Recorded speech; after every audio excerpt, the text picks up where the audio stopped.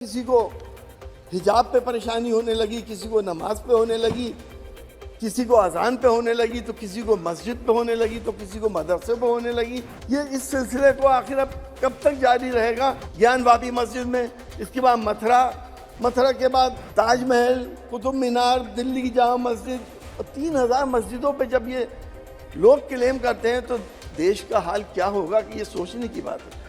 हिंदुस्तान की बहुत बड़ी आबादी इस वक्त परेशान है और बहुत उलझन में है।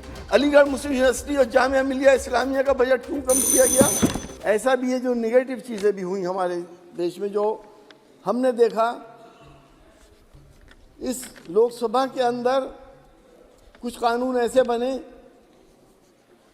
जिनकी वजह से हिंदुस्तान की दूसरी बड़ी आबादी मुसलमान परेशान हुए और फिक्रमंद हुए। सीएए कानून आया, पहली बार आज़ाद हिंदुस्तान के अंदर एक ऐसा कानून बना जिसमें धर्म के आधार के ऊपर डिफरेंशिएट कर दिया गया।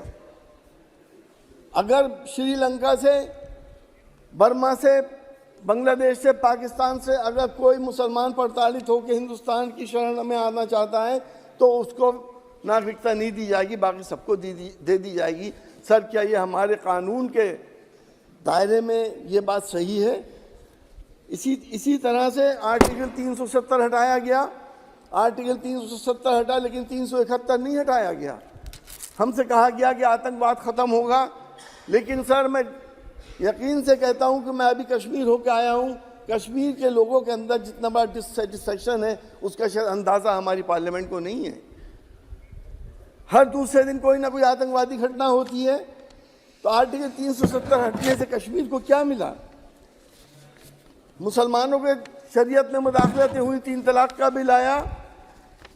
इसका मैसेज क्या गया हिंदुस्तान के अंदर कि किसी को हिजाब पे परेशानी होने लगी, किसी को नमाज पे होने लगी, किसी को अजान पे होने लगी, तो किसी को मस्जिद पे होने लगी, तो किसी को मदरसे पे होने लगी। क्या सर ये वही देश है जो हमने साथ मिलके एक साथ अपना खून दे के इस देश को हमने आज़ाद कराया था? आखिर ये किस जगह जाके रुकेगा? एक मसला तय हुआ बाबरी मस्जिद का, सुप्रीम कोर्ट ने एक फैसला कराया, इंसाफ वो फैसला हुआ, इंसाफ नहीं हुआ, लेकिन फिर भी एक मसला तय हो गया।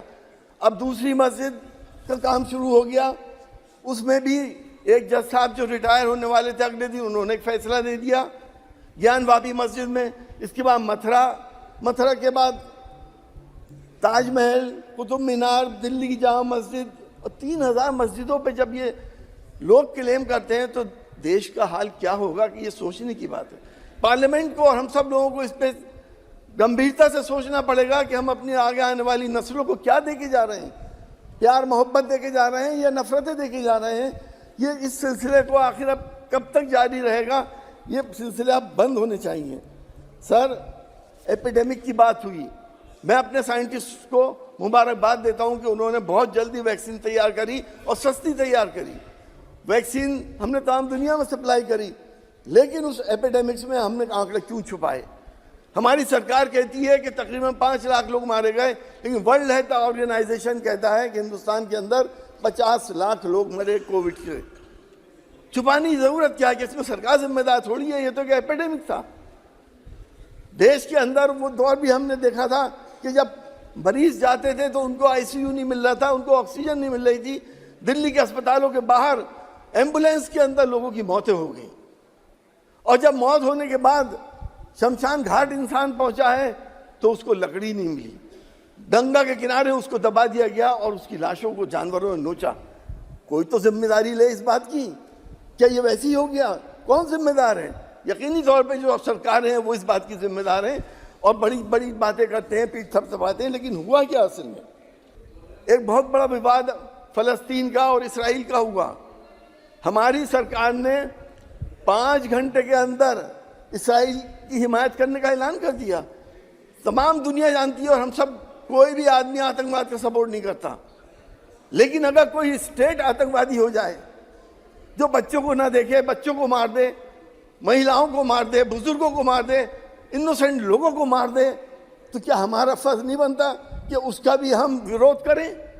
हमारी सरकार, हमारी पार्लियामेंट में से कोई मैसेज जाना चाहिए था दुनिया के अंदर कि ये जो जुल्म हो रहा है इसे ख़त्म होना चाहिए, लेकिन हमने उसके लिए कुछ नहीं करा।